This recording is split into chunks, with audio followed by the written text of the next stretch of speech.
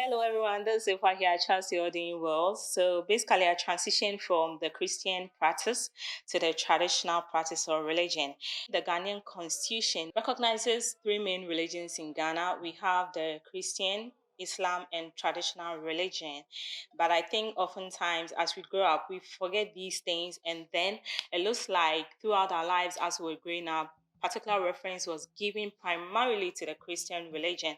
And I feel it's important we talk about this in this age, especially where there's much information out there and people get to research for themselves and realize that it's not just the Christian way of worship that makes one happy or gives you that spiritual attainment.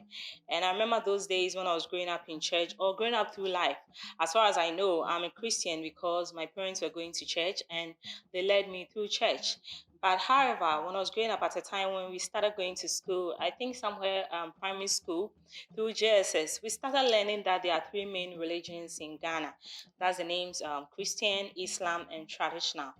Therefore, why is it that when all of a sudden someone feels the need to transition into another religion, that person all of a sudden is considered demon possessed, is considered with all sorts of negative names that don't make sense to me at all. I just feel it's time Ghanaians especially get to understand the need for us to learn to coexist with each other. As far as I'm concerned, we are in a free society and everybody gets to choose what he or she believes in.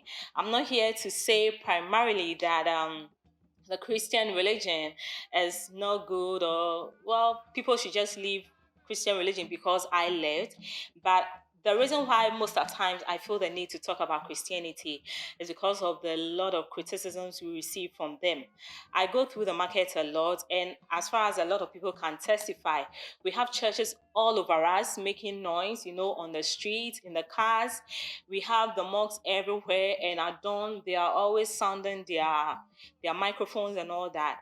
But as soon as you try to practice anything traditional, like say even go out of your room and try to pour libation or do something in relation to what you believe in or know to do for you.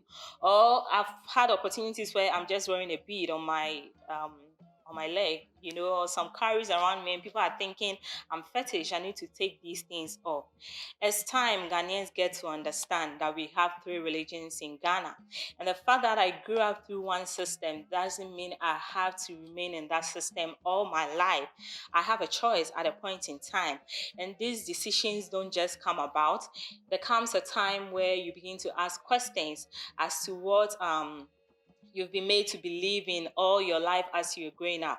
And you realize that the answers don't add up. I remember so many times, even in church, in Sunday school, I used to ask a lot of questions.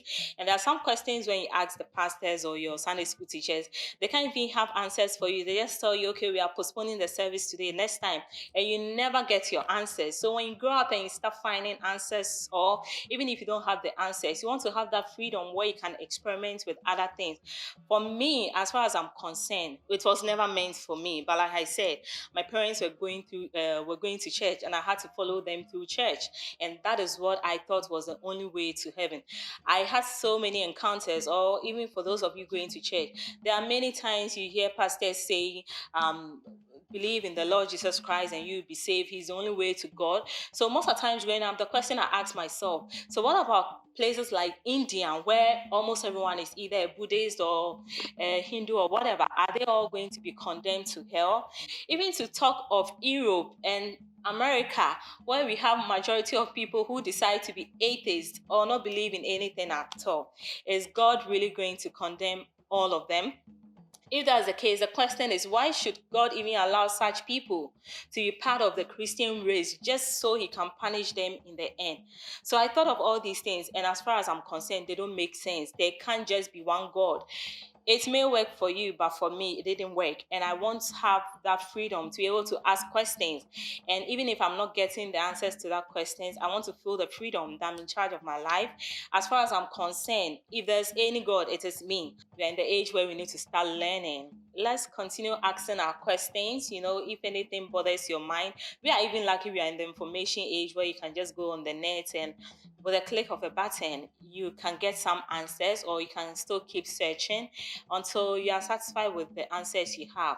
But till then, let's keep asking the questions, let's keep educating ourselves, and let's keep being better with ourselves and society at large. All right. Have a nice day. Thank you.